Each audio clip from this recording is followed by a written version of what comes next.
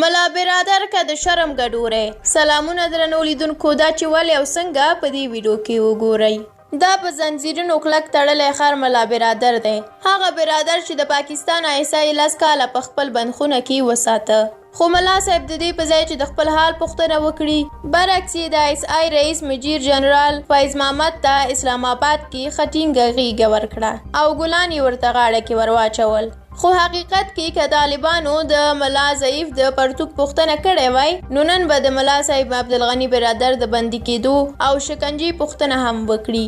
انځور کې چې ښي لور ته ګیرور سړی ګورئ دا حمزه عباس نومیږي چې د نړۍ د سترې او خطرناکې جاسوسي شبکې ایس آی افسر دی چې د میجر په رتبه ورسره کار کوي. دی په خپل یاداشت کې لیکلي چې ګیره زما واکې هم زما 8 کاله وړاندې مې د طالبانو مرستیال ملا برادر بندي کړ او 8 کاله مې پرله پسې په دا ډول شکنجه کړ چې موږ هیڅ ګمان نه کوو چې د خلاصون وروسته د پاکستان غلامۍ ته غاړه کیږدي. خو موږ چې کله د امریکا په سپارښتنه له بند خلاص کړ تر پخوا لا ډیر وفادار شو ځکه دا زموږ د 40 کاله مخکې پیل کړې لوبې لومړۍ برخه ده. هغه زیاتوي چې موږ مولا برادر بندي کړ، شکنجه مو کړ، بیرته مو الوتکه کې کېنوو او د خپل خارجه وزیر شاه محمود قریشي په ملتیا مو قطر ته په یو ځانګړې الوتکه کې رخصت کړ چې نن د قطر د دفتر مرستیال دی چې دا د پیل شوي لوبې دومه برخه ده. زه ملا هم نه یم او دیني عالم هم نه یم خو څیره مې ملا ته ورته جوړه کړې ده.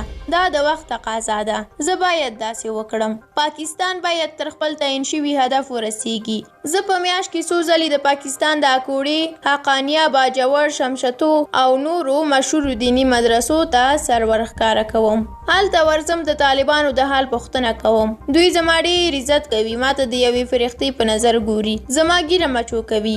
ملا منصور او استاد یاسر په څېر په زرګونه طالب مشران پاکستان شکنجه او یا د امریکا سره په ګډه ترور کړل. همدې پاکستانی دولت چې نن یې مشرانو ته طالبان غېږه ورکوي. امریکا ته د ډالرو مقابل کې خپله خاوره واک کې ورکړه چې د طالب د حکومت خلاف ترې ګټه پورته کړي او هماغه و چې امریکا د پاکستان له خاورې 70,000 هوایي عملیات د طالبانو خلاف وکړل چې د طالبانو حکومت یې رانسکور کړ.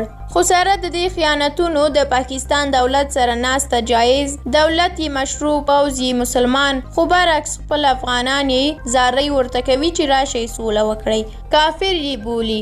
مولا برادر د پاکستان مزدور دی، پرون یې پرې بندیزونه ولګول، نن ور روان دی چې له نږدې ورسره ګوري. کاشکې د زرې قدر غیرت هم د وحشي مولا برادر درلودی. افغاني غیرت ترې کډه کړې، سخت بې حافظې، بې ارادې او بې غیرته مخلوق دی. درنو لیدونکو مننه چې ویډیو م تر پایه ولیدله. دا لیکنه د ندیم آزاد وه. که په اړه یې کوم نظر لرئ زموږ سره کومنټ کې شریک کړئ. د لا همداسې نورو لیکنو او ویډیوګانو د لیدو لپاره زموږ یوټیوب چینل در سره سبسکرایب کړئ. تر بیا و بلې ویډیو الله مو مل شه.